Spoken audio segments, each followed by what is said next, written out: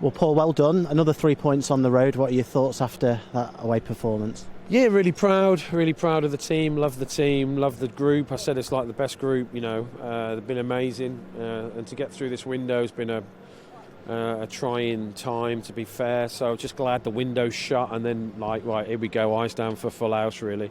And I thought, I said in my previous, I asked the lads to care about each other, care about the game, care about the club, care about their seasons as a professional footballer. They're really precious, and they did, and their performance was like that. Because I said, if you miss a tackle, in my opinion, it means you don't care for your teammates. If you miss a header, if you're not aggressive on a set piece, and I don't want players here that don't care. And I thought today, from start to finish, everyone who played a part, I think 16 players played a part, all cared and all wanted to win and all done enough. Look, another day they could score in the last minute. I'd have still been really proud of the performance. Away from home, you have to work really hard, you have to battle the crowd at times, you might not get the rub of the green or the decision, but you just have to perform at a level. And I thought the wing-backs were outstanding. I thought the back three were really good, apart from the first few minutes I didn't like it. But the midfield three, obviously Abu, felt like he had he was there. I know that sounds a bit weird, he was there. I just felt like you could feel his presence from the outset. He covered the ground well, started counter-attacks, blocked shots, and everything. And in fairness, he was, he had two good wingmen with Birdie and Connor. I thought they were really good as well, and Birdie could have got a brace today. So as long as my answer keeps going, I just thought we were really good, and I was really proud of them. I was. It's one of the most enjoyable away performances I've had in many a year.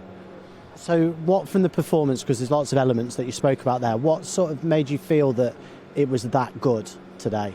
Well, I just thought we got our basics really good, right? Our basics were bang on the money. So apart from one first half, all our throw-in setups were right, in and out of possession. All our set pieces had a bit more threat.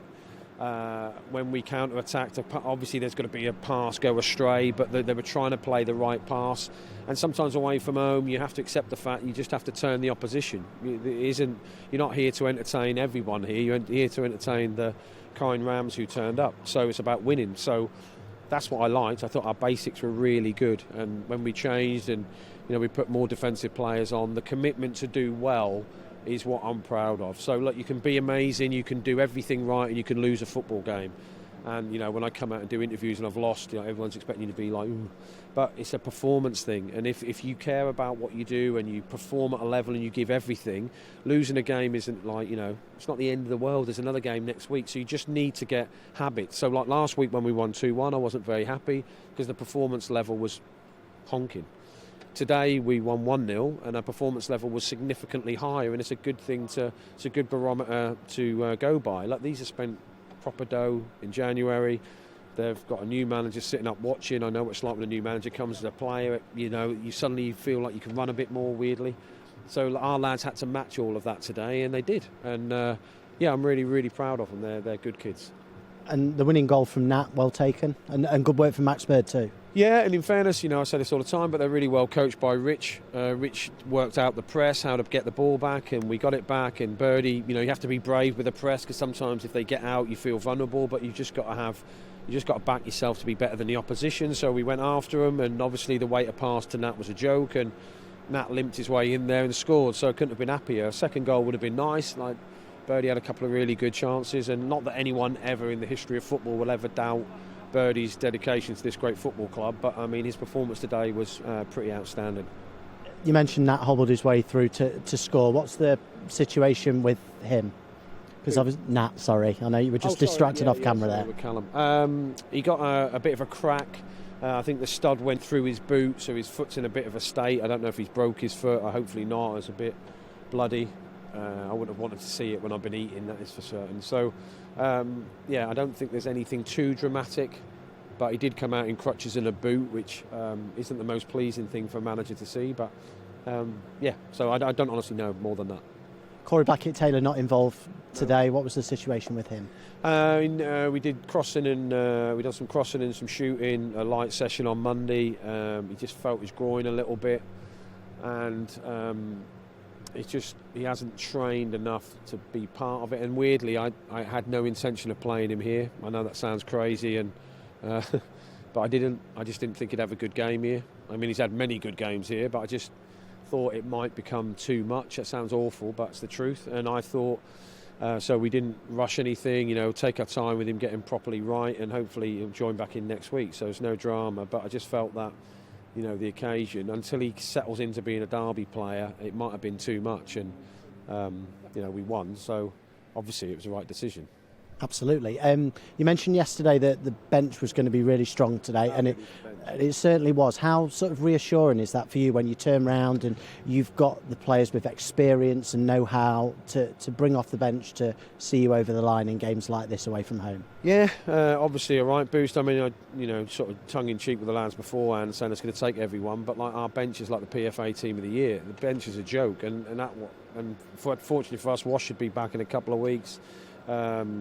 Corey back next week, so we're only really waiting on Waggy and Foz really. So it feels really strong. I'll have different problems obviously in weeks to come when everyone's fit, but that's how you want your bench. You want your bench to have a positive impact. I used all my subs today, and in no disrespect to the younger pros, but if I send on an 18-year-old 10 minutes to go, it's harder. You have to earn your stripes really. So the fact that I'm able to send on experienced, motivated, by the way, strongly motivated players is great. And I'm able to put Ryan on. I slept quite well last night for the first time in weeks now. He's home. So really pleased with the bench and really pleased with all their impacts. So it was good. And it's not, no, I thought Wardy was excellent. And then I've got another world class, bit of exaggeration, but he could be.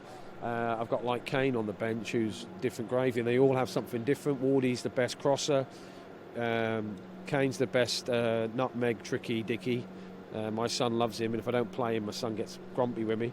And Ryan's by far the best defender. So we're fortunate that when everyone's fit, the squad just looks better. And in fact, all that aside, and you can edit all this, I thought Colo as a 9 today literally worked his little tatties off.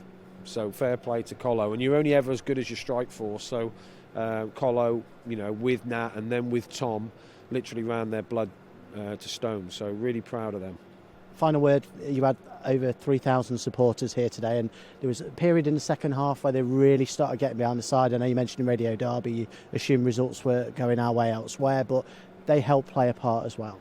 Yeah, they did. Are you legally obliged to ask me about the fans? You asked me. Legally obliged, yes. Should we say that? Yeah, it is part of the contract. You can ask me, and I'll talk about them all the time. My brother was there today, so I'll talk mostly about my brother. I thought my brother got the songs going. He doesn't know the line of Cash, but he enjoyed it. Amazing. And in fairness, I kept thinking scores must be going well, because nothing was happening, and then we started singing about loads of different things. And I'm thinking they seem very happy, considering it's a tense 1-0. So brilliant, and there's no greater feeling when you come on the pitch and you've won away from home and you're shaking everyone's hand and you're saying to the lads, come on, let's milk it. Let's milk it for everything it's got. Life's too short. Enjoy the happy times. You're walking up to your fans and everyone looks so happy.